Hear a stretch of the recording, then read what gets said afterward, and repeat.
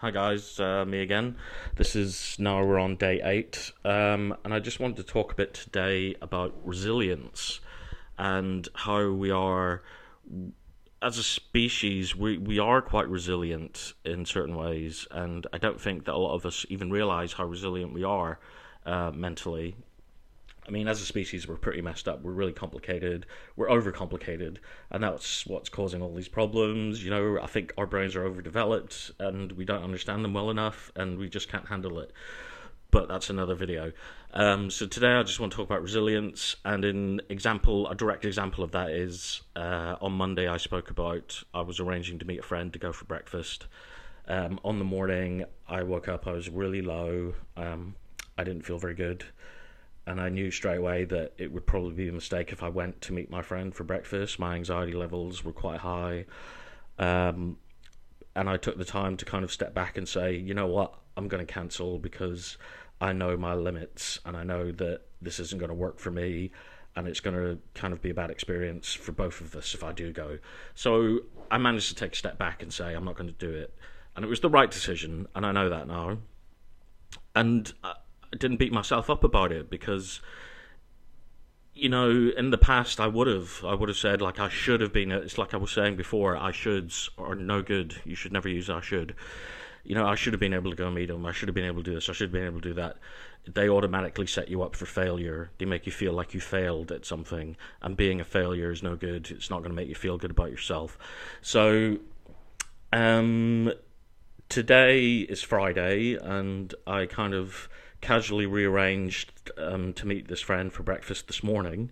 I woke up still feeling quite down. I was feeling, after yesterday was quite hard. I mentioned in my videos, I had a few kind of experiences that weren't pleasant and weren't nice. So I was feeling quite low when I got up, but I thought, no, I'm going to make an effort this time. I kind of gauged, just where I was, and again, it's knowing your limits, and it's learning to know and recognize when you're feeling good and when you're feeling not so good, and if you're able to do something or not, and then not being able to, not beating yourself up if you can't. But today I felt like I could, so I got up and I did. I went and met my friend for breakfast. We went to Weatherspoons, and it was nice. We had a nice chat. We had a catch up. I haven't seen him for months, so it was good to see him. We had a laugh. And that's all I ever want from these experiences. I want to still be able to hang out with my friends and be normal and have a laugh and just talk about the world and what's going on around us. And, it was interesting. I had a good time. After a couple of hours, the pub started filling up. My anxiety levels started kicking in, and I was thinking, I've got to get home. I've got to, get away from people. I just had to. I knew my limit, and my limit had been reached. So I just explained to my friend. I said, look, I'm feeling a bit rough. My anxiety is getting really high. I need to go home. And I did. So I came home, and I'm making this video just to say the difference from Monday to now is extreme, and it's marked. So on Monday I couldn't even get out of bed for, I think it was like late afternoon. I finally dragged myself out of bed. The thought of leaving the flat was just impossible. There was no way I was ever going to leave the flat on Monday. And then you fast forward to today.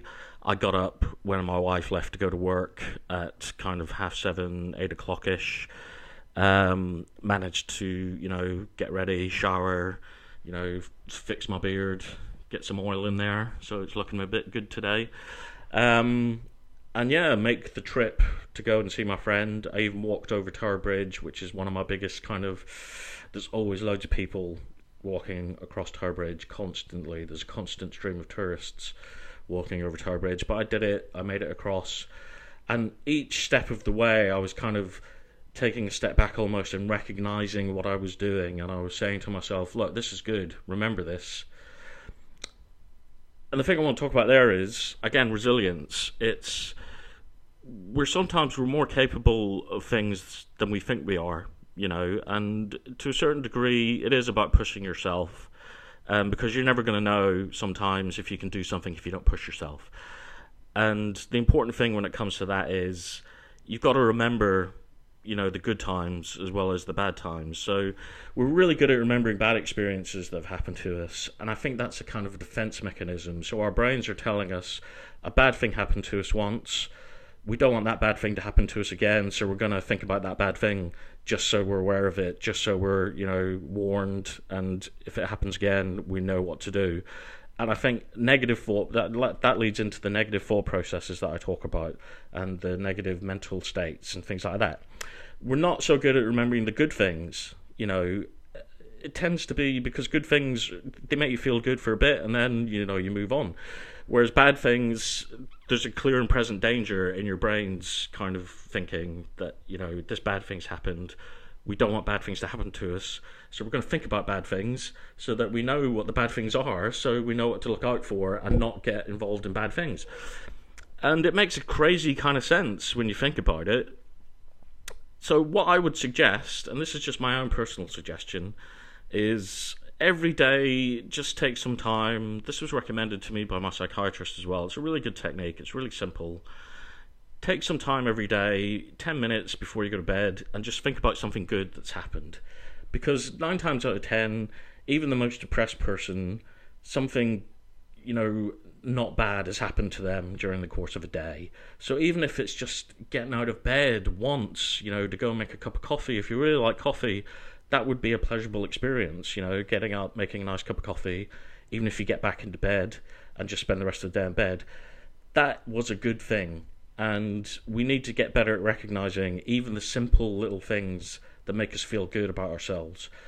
So yeah, 10 minutes a day, that's all it takes. And it's 10 minutes even before any time of day, but I normally do it before I go to bed. So I lie in bed for 10 minutes and I try and think about all the things that I could do instead of all the things that I couldn't do.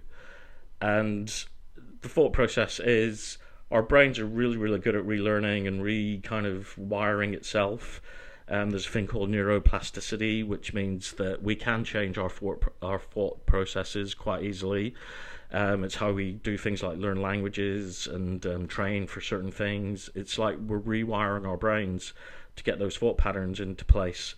And we're making new kind of neural connections that fire every time we do something repeatedly. So when you're learning a language, it's a prime example. It takes you, I think they measured it should take between 8 and 9 months to get a good grasp on a language if you're learning a second language. And that's because that's how long it takes to get these kind of neuro pathways in place in your brain. And then it's the repetition, so it becomes habit. That's how habits are formed. We do things over and over and over and over again. Our brains are wiring itself as these things are happening until eventually, if you do something for long enough, a permanent neural pathway will be created in your brain. So the neural pathways that exist in your brain are the ones that, they're hardwired, and the longer that you do something, the more hardwired it becomes, which is why depression is such a horrible illness, because it keeps you in these negative cycles, and the more and more and more you dwell on something, the worse you feel, and it just feeds in, and it's, swirling around. It's creating these negative thought, like neural pathways in your brain, and you just fall back on them time and time and time again. But we can retrain our brains. That's the good news, guys. We can do it. It's not easy. Like I say, we've got to be kind of more mindful of, the good things that are going on in our lives as well as the bad things, and just taking some time out every day to just think about a good thing that's happened to you and feel good about it. Let yourself feel good. You're allowed to feel good about things. We shouldn't be depressed. We shouldn't be unhappy, because that's no good to anybody. We want to be happy, stable, normal people, and the way to do that is try to minimize the bad, accentuate the good, and just kind of recognize the difference between the two. I'm going to stop there because I think I've gone on a bit, but I hope I've got a message across that, remember the good stuff, because there is some good stuff. And if you just make a habit of thinking about the good stuff, it'll eventually become second nature. Neuroplasticity is an amazing thing. The brains are fascinating. They really are. I'm going to leave it there, though, guys. So thanks for listening. If you like, please subscribe to the channel. Tell your friends, tell your family, tell whoever you want. Just tell everyone. I'll catch up with you guys tomorrow, but it's been a good day so far, so thank you.